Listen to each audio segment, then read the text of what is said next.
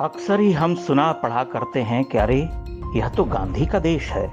गांधी के देश में ऐसा, गांधी के देश से यह उम्मीद न थी। इन वाक्यों शब्दावलियों को पढ़ते सुनते हुए हम यह अनुभव करते हैं कि कांग्रेसियों ने गांधी के नाम से इस देश का पट्टा कर दिया। भारत माने गांधी। भारत की सामाजिक, सांस्कृतिक, धार्मिक चेतना तो इस बात से निर्धारित होगी कि गांधी उसे कैसा रूप देते रहे या आज जैसा रूप आकार दे रहे होते। यह और बात है कि इन कांग्रेसियों ने ही दशकों पहले गांधीवाद को उसके मूल सिद्धांत के साथ गाड़ डाला। बहरहाल मूल बात यह कि गांधी का देश है वाले मानते हैं कि 10,000 वर्ष के प्रामाणिक इतिहास ग्रंथों, पुराणों, वाचिक परंपराओं, श्रुति स्मृतियों में जीवंत हमारे सैकड़ों महापुरुष तो बस यूं ही थे। उनका कोई स्थान ही कहाँ है? उनके जीवन दर्शन का क्या मोल? जीवन, धर्म, संस्कृति, सभ्यता आदि के जटिल प्रश्नों पर उनके सुझाए उत्तरों की क्या प्रासंगिकता? प्रासंगिक तो केवल गांधी हैं, जो अपने जीवन के सभी राजनीतिक प्रयोगों में भयावह रूप से विफल रहे, जिनकी धार्मिक चेतना उज्जवल होकर भी सामने खड़े विकराल संकट को भांप न सकी। वह सब कुछ जानते समझते हुए भी किसी समस्या का कोई समाधान न दे सके। उन्होंने तो जीवन को बचाए रखने के बुनियादी और पवित्रतम सनातनी अधिकारों को भी ध्वस्त कर उन्हें नष्ट कर देने अथवा आत्माहुति का सुझाव मात्र दिया। ऐसा लगता है जैसे गांधी के युग के दूसरे महापुरुषों की कोई भूमिका ही नहीं थी। तिलक, रानाडे, सावरकर जैसों से लेकर सुभाष चंद्र बोस, आजाद, भगत सिंह समेत लाखों लाख बलिदानी हिंदुओं का कोई मोल ही नहीं रहा।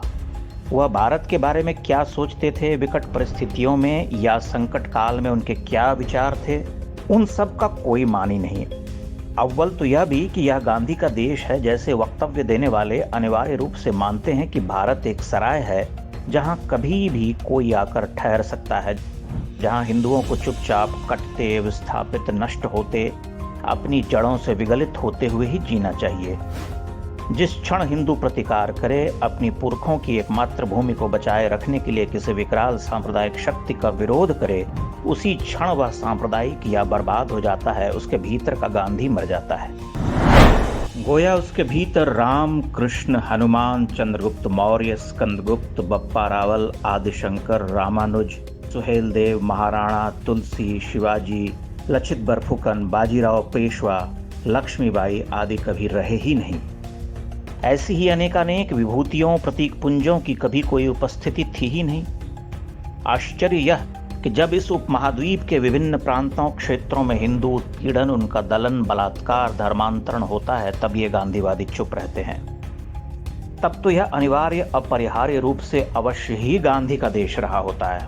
भला अपने ही देश में रहकर उसका अंग छेदन करने वालों, हिंदुओं को प्रताड़ित करने वालों पर गांधी कैसे बोलें? गांधीवादी तो तभी बोलते हैं जब अफगानिस्तान में भाईजान ही भाईजान को मारते हैं और मार खाकर भारत में घुसने को बेताब भाईजानों के लिए गांधीवादियों की छाती में दूध उमड़ाता है। गांधीवादी अहिंसा ने इस देश को जितना तोड़ा, धर्मच्युत किया, हिंदुओं को जितना निस्तेज, निर्लज्ज, पतित और कायर बनाया, उतना संपूर्ण विश्व सभ्यता में कभी कोई सिद्धांत किसी रेस या समाज को न तोड़ सका, न उस तरह से पतित बना सका।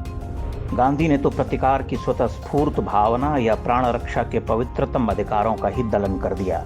इसलिए यह गांधी का देश है तो होगा, पर उससे बहुत पहले यह राम का देश है। और आज के युग में महत्वपूर्ण बात यह कि भारत जितना गांधी का देश है, उतना ही गोडसे का देश भी है, और गोडसे की देशभक्ति गांधी से कमतर नहीं है।